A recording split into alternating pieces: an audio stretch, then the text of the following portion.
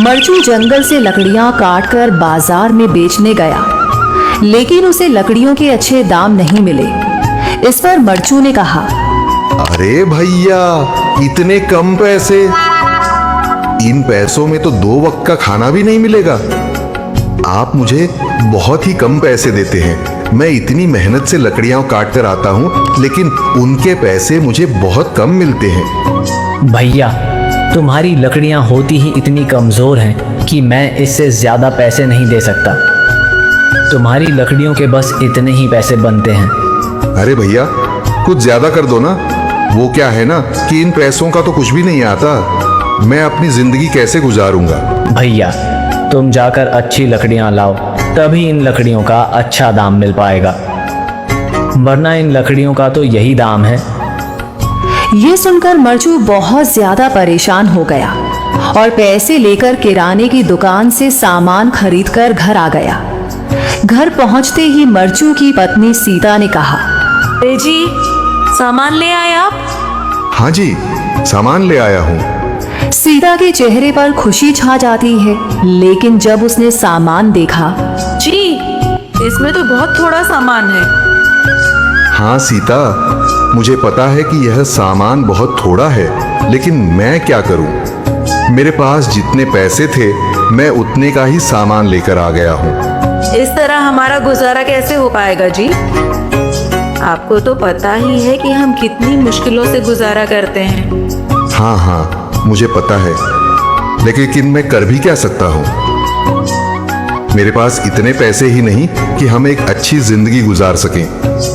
इतनी मेहनत कर रहा हूँ, लेकिन फिर भी मेहनत का फल नहीं मिल रहा। इतनी मेहनत से अच्छी लकड़ी काट कर आता हूँ, लेकिन मुनासिब दाम नहीं मिलता। मैं तो बहुत परेशान हूँ। क्या करूँ? कहाँ जाऊँ? अरे जी, आप परेशान न हो, आप कोई और काम देख लें। मैंने कई बार काम तलाशने की कोशिश की, पर किसी ने भी मुझे काम नहीं दिया। ये सुनकर सीता भी काफी ज्यादा परेशान हो गई। मरचू से सीता की परेशानी नहीं देखी गई। उसने अपनी पत्नी सीता से कहा, मैं फिर से जंगल की ओर जा रहा हूँ। अरे जी, अभी मत जाइए ना, वैसे भी शाम हो रही है। आप कल चले जाइएगा, अभी मत जाइए। ठीक है, अगर तुम रोक रही हो तो मैं नहीं जाता। मैं कल चला जाऊंगा। इसके बाद मरचू गांव में घूमने के लिए चला गया। तभी उसे एक आदमी मिला और उसने कहा, कहाँ जा रहे हो भैया? और सुनाओ, क्या हाल चाल है? जिंदगी कैसे गुजर रही है? अरे भैया, तुम्हें तो पता है कि लकड़ियां काटकर कैसे गुजारा होता है। हाँ भैया, तुम सही कह रहे हो। और आसपास के जंगलों में अच्छी लकड़ियां भी नहीं है। इसके लिए तो जंगल के अंदर जाना पड़ेगा। पर जंगल के अंदर तो काफी सारे जंगली जानवर होंगे। मुझे बहुत डर लगता है भैया। मैं जंगल में कैसे जाऊंगा? हाँ भैया, जंगली जानवर तो होंगे, लेकिन अच्छी लकड़ियां तो वहीं से ही मिलेंगी। ये सुनकर मरचू बहुत ज्यादा परेशान हो गया, लेकिन वह आदमी बिल्कुल ठीक कह रहा था। जंगल के किनारे की सारी लकड़ियां कट चुकी थीं। अब सिर्फ जंगल के अंदर ही अच्छी लकड़ियां बची थीं। अगली सुबह मरचू लकड़ियां काटने जंगल की ओर चल पड़ा। जंगल में आने के बाद मरचू ने कहा, अरे, यहाँ पर तो लकड़ियां ही नहीं हैं। वो आदमी सही कह रहा था। लकड़ियों के लिए तो जंगल के अंदर ही जाना पड़ेगा। पर जंगल के अंदर जाना क्या सही रहेगा? मुझे तो बहुत डर लग रहा है, क्योंकि वहां पर तो काफी सारे जंगली जानवर होंगे जो खतरनाक होंगे। अगर आज मैं जंगल के अंदर नहीं गया तो मैं आज घर पैसे लेकर नहीं जा सकूंगा, और फिर जब पैसे नहीं होंगे तो गुजारा कैसे होगा? मरचू जंगल के बाहर खड़ा सोचता ही रहा और फिर उसने सोचा, अरे, यहाँ पर भी कोई मजबूत पेड़ दिखाई नहीं दे रहा जिससे मैं लकड़ियां काटकर घर ले जा सकूं। लगता है और अंदर जाना पड़ेगा। यही सोचकर मरचू जंगल के अंदर चला गया। अंदर जाने के बाद उसने इधर उधर पेड़ देखे, पर उसे कोई भी अच्छा पेड़ दिखाई नहीं दिया। यह सोचकर मरचू जंगल के और अंदर चला आया। गांव की उस ठिठुरती सर्द रात में जहां पड़ोस के घरों से बच्चों के हंसने की आवाजें आ रही थीं, वहीं रामलाल के घर में मौत जैसा सन्नाटा पसरा था। रामलाल, जिसने कभी बड़े बड़े भोज में राजाओं की तरह 56 भोग परोसे थे, आज अपनी ही बहू की जली हुई और सख्त रोटियां निगलने को मजबूर था। किस्मत का खेल देखिए, जिस हाथ ने सबको खिलाया, आज वही हाथ कांप रहे थे। थाली को पैर से जमीन पर घसीटते हुए, लो निगल लो इसे। सारा दिन खटिया तोड़ते हो, कम से कम ये जली रोटियां तो खा ही सकते हो।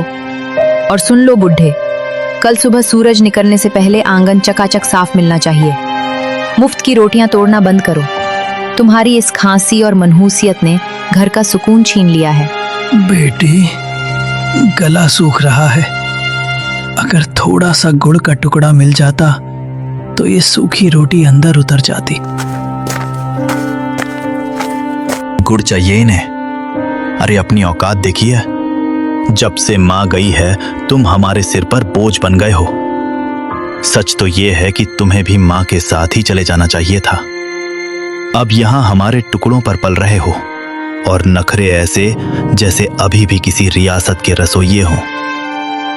बेटा, जिस दिन तू पैदा हुआ था उस दिन मैंने पूरे गांव को घी के लड्डू खिलाए थे। तुझे अपनी हथेलियों पर छांव देकर बड़ा किया। क्या यही दिन देखने के लिए मैंने तुझे काबिल बनाया था? तभी 7 साल का पोता गोलू दौड़ता हुआ आता है और रामलाल के गले लग जाता है। उसकी आंखों में गुस्सा और दुख दोनों हैं। पापा, आप दादाजी को ऐसे क्यों बोल रहे हो? जब मुझे डर लगता है तो यही दादाजी मुझे अपनी गोदी में सुलाते हैं। माँ, आपने इन्हें जली हुई रोटी क्यों दी? क्या आप मुझे भी बड़े होकर ऐसी ही रोटी दोगी? चुप कर गोलू, तू नहीं जानता, ये बूढ़े लोग सिर्फ परेशानी बढ़ाते हैं। जा अपने कमरे में। नहीं जाऊंगा। पापा, दादाजी बोझ नहीं है, ये तो हमारे घर का आशीर्वाद है।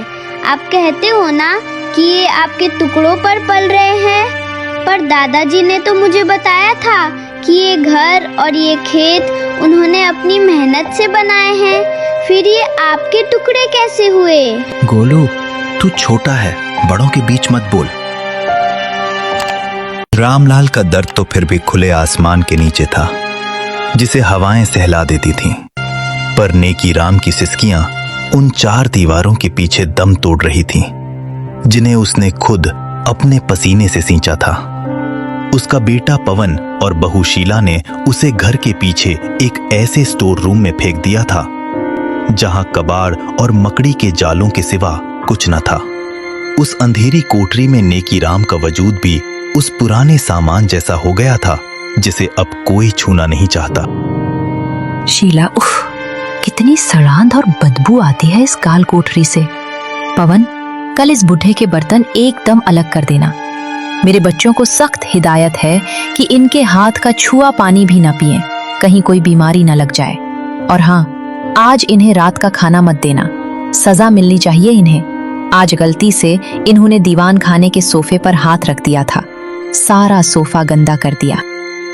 बेरहमी से कमरे के अंदर झांकते हुए, बिल्कुल सही कह रही हो शीला। पिताजी, आपकी वो पुरानी डायरी और वो टूटा हुआ चश्मा मैंने आज सुबह ही कूड़े के ढेर में फेंक दिया है। अब आपको पढ़ने लिखने की क्या जरूरत? आप बस इस अंधेरे कोने में पड़े रहिए और अपनी मौत का इंतजार कीजिए। हमारी जिंदगी में दखल देना बंद कर दो। बेटा पवन, अपनी जवानी की एक एक पाई जोड़कर मैंने ये आलीशान घर बनाया था ताकि तू और तेरे बच्चे सुकून से रह सकें। आज उसी घर का एक कोना मुझे नसीब नहीं। आज मुझे ही तू कूड़ा कह रहा है। जिस चश्मे से मैं तुझे पढ़ते हुए देखता था उसे ही फेंक दिया। तभी नेकीराम की 6 साल की पोती पिंकी चुपके से कमरे में दाखिल होती है। उसके हाथ में एक छोटी सी पानी की बोतल और अपनी टिफिन से बची हुआ था। ट्रक हाईवे पूरा सुनसान था। चारों ओर ठंड से हाड़ कपा देने वाली ठंड चल रही थी। हाईवे के चारों ओर घना जंगल था। उसी हाईवे पर एक मर्सिडीज दौड़ रही थी। उसमें 3 लोग सवार थे, राहुल, निधि और उनकी 10 साल की बेटी तानिया। राहुल अपने दोस्त सैफ के घर ईद की पार्टी में शामिल होने के लिए गया था और पार्टी करके घर लौट रहा था। निधि ने मुस्कुराकर ड्राइव करते हुए राहुल से कहा, कुछ भी कहो राहुल, आज तो ईद की पार्टी में मजा आ गया। हाँ, मेरा दोस्त बहुत ही बिंदास और हंसी मजाक करने वाला व्यक्ति है। मैंने देखा उसके घर पर शहर की एक से एक बड़ी हस्ती थी, मगर फिर भी वो उन सबको इग्नोर करके हमें इम्पोर्टेंस दे रहा था। हाँ, देगा क्यों नहीं, आखिर मेरा दोस्त जो है। सच में राहुल, अमेरिका से इंडिया लौटकर बहुत अच्छा फील हो रहा है। वैसे तुम्हारा दोस्त सचिन अभी तक नहीं आया अमेरिका से? निधि की बात सुनकर राहुल चौंक कर बोला, ओह शिट यार, उसका फोन आया था कि वो इंडिया आ रहा है। उसने बोला था कि मुझे एयरपोर्ट पर पिक कर ले। निधि बहुत नाराज होगा वो। कोई बात नहीं, उससे बोल देना कि तुम्हें बिल्कुल याद नहीं रहा, और फिर तुम्हें सैफ की इनवाइट की हुई ईद पार्टी में भी तो शामिल होना था। निधि ने इतना बोला ही था कि उसकी बेटी तानिया ने अपनी माँ की ओर देखकर कहा, मुझे भूख लगी है माँ, और प्यास भी। तानिया की बात पर निधि ने बुरा सा मुंह बनाकर उसकी ओर देखकर कहा, पार्टी में तो इतना खाया था तुमने, फिर भी भूख लगी है। निधि की बात पर तानिया ने मासूम सा चेहरा बनाकर कहा, कोई बात नहीं मम्मी, मुझे पानी ही पिला दीजिए। कितनी बार बोला है मुझे मम्मी मत बोला करो। पानी अभी नहीं है, आगे जाकर कोई शॉप पड़ेगी तो बोतल खरीद के दे दूंगी। निधि की बात पर राहुल ने मुस्कुराकर कहा, छोटी बच्ची है निधि, इतना नाराज होना सही नहीं है। राहुल ने इतना कहा ही था कि अचानक एक काली परछाई राहुल की कार के सामने आकर खड़ी हो गई। राहुल के पैर अचानक ब्रेक पर पड़ गए। गाड़ी तेज रफ्तार में थी। ब्रेक अचानक लगने से पलटते पलटते बाल बाल बची थी। राहुल के चेहरे पर भयानक ठंडी में भी पसीने की बूंद टपकने लगी। वो दोनों कार से बाहर निकल आए। निधि ने डरते हुए कहा, आखिर कौन था ये? ऐसा लगा जैसे कि कोई भयानक काली परछाई मेरे कार के सामने आकर खड़ी हो गई हो। वो दोनों काली रात के सन्नाटे में इधर उधर देखने लगे। तभी निधि को एक घने पेड़ के पास तो चमकीली हुई आंखें दिखाई दी। उसकी आंखें बिल्कुल भेड़ियों की तरह लग रही थी। निधि ने चीखते हुए राहुल से कहा, राहुल देखो कौन है वो, जल्दी से गाड़ी में बैठो, मुझे बहुत डर लग रहा है। राहुल ने उस तरफ देखा तो उसके रोंगटे खड़े हो गए। वो दोनों गाड़ी के अंदर बैठने ही वाले कि अचानक एक अजीब सा चेहरा वाला भयानक सा आदमी बिजली की रफ्तार से उनके सामने आकर खड़ा हो गया। राहुल ने देखा कि उसका चेहरा बिल्कुल सड़ा हुआ था और उसकी आंखें भेड़िए की तरह चमक रही थी। उसके लंबे लंबे बाल उसके कंधे तक आ रहे थे और उसके दांत भेड़िए की तरह बाहर की ओर निकल रहे थे। हाथों की जगह नुकीले पंजे थे। राहुल को देखकर अजीब से अंदाज में हंसने लगा, मगर जैसे ही राहुल की नजर उसके कपड़ों पर गई, राहुल की आंखें फटी की फटी रह गई। वो हकलाते हुए बोला, भाईजान, भाईजान, मुझे माफ कर दो, मुझे छोड़ दो। राहुल ने इतना कहा ही था कि अचानक उस अजीब से दिखने वाले भयानक आदमी ने अपने पंजों से राहुल की गर्दन कसकर पकड़ ली और एक ही सेकंड में उखाड़ कर जमीन पर फेंक दी। राहुल के धड़ से लाल रंग का खून का फुहारा फूट पड़ा। इस भयानक मंजर को देखकर निधि के गले से एक जोरदार चीख निकल गई। निधि इससे पहले भागती कि अचानक उस भयानक दिखने वाले आदमी ने निधि को पकड़ लिया और अपने नुकीले पंजे उसके पेट में गड़ा दिए और उसकी अतड़ियां बाहर निकाल दी। निधि की एक दिल दहला देने वाली चीख सन्नाटे को चीर गई। अचानक हवा का एक बवंडर उठा और वो भयानक सा दिखने वाला व्यक्ति देखते ही देखते बवंडर के साथ गायब हो गया। तानिया ने डरते डरते निधि के मोबाइल से पुलिस और सैफ को बुला लिया और कुछ ही देर में वहां चारों ओर पुलिस की गाड़ियां थी। पुलिस ने राहुल के दोनों दोस्त सैफ और सचिन को वहीं बुला लिया। इंस्पेक्टर अर्जुन ने दोनों से कहा, मैंने ऐसी हत्याएं अपने करियर में कभी पहले नहीं देखी। ये काम तो ना किसी जानवर का लगता है, ना ही किसी इंसान का। सचिन कपकपाती हुई आवाज में बोला, आप कहना क्या चाहते हैं? कुछ कह नहीं सकता। जिस किसी ने भी इन दोनों को मारा है उससे एक बात तो साबित होती है कि वो इन दोनों से हद से ज्यादा नफरत करता था। अब सारी सच्चाई तो ये बच्ची ही बता सकती है। इतना बोलकर इंस्पेक्टर अर्जुन तानिया के पास चला गया, जो बेहद डरी हुई थी। तानिया ने आंखों देखी सारी घटना इंस्पेक्टर अर्जुन को बता दी। तानिया की बात सुनकर इंस्पेक्टर अर्जुन कंफ्यूज चेहरा लेकर मोबाइल पर किसी से बात करने लगे। सचिन इंस्पेक्टर के पास आ गया और सैफ भी डरता हुआ इंस्पेक्टर अर्जुन के पास आकर बोला, क्या हुआ इंस्पेक्टर? तानिया ने क्या बताया? उसने जो बताया वो काबिल यकीन नहीं है। उसकी बात पर किसी भी तरह से यकीन नहीं किया जा सकता। फिर भी कुछ तो बताया इंस्पेक्टर। हाँ, उस बच्चे के मुताबिक एक भूत ने निधि और राहुल को बड़ी बेदर्दी से मारा है। इंस्पेक्टर की बात सुनकर दोनों बुरी तरह से चौंक गए। क्या मतलब है इस बात का? बच्ची बेहद डरी हुई है। हम आगे की तफ्तीश जारी रखेंगे। निधि और राहुल तो चले गए, अब तानिया को मैं रख लूंगा। नहीं, राहुल मेरा अच्छा दोस्त था। तानिया अब मेरे साथ रहेगी। देखिए, बच्ची के माँ बाप अब इस दुनिया में नहीं है और आप दोनों भी शादीशुदा है। मुझे नहीं लगता कि आप दोनों बच्ची की सही से देखभाल कर सकते हैं। मेरी कोई औलाद नहीं है। मैंने अपनी पत्नी को फोन कर दिया है, वो भी IPS ऑफिसर है। ये बच्ची आज से मेरे साथ रहेगी। उसका मासूम चेहरा मेरे दिल में उतर गया है। अब तुम दोनों जा सकते हो। पूछताछ के लिए मैं जब भी तुम्हें बुलाऊं तुम दोनों आ जाना। इंस्पेक्टर ने ये बात बोली ही थी कि अचानक वहां पर मौसम बदल गया। चारों ओर काली घटाएं छा गई और एक भयानक बवंडर उठा और देखते ही देखते सब पुलिस वालों के सामने वो भयानक चेहरे वाला आकार सबके सामने खड़ा हो गया। उसको देखकर सबके रोंगटे खड़े हो गए। देखते ही देखते उसने अपने भयानक पंजे सैफ की आंखों में डालकर उसकी आंखें निकाल ली। सैफ ने चीखते हुए वहीं दम तोड़ दिया। उस भयानक आदमी को देखकर सचिन उसके पैरों पर गिर गया। तुम तो भाईजान से कपड़े पहने हो। मैं समझ गया, तुम भाईजान हो।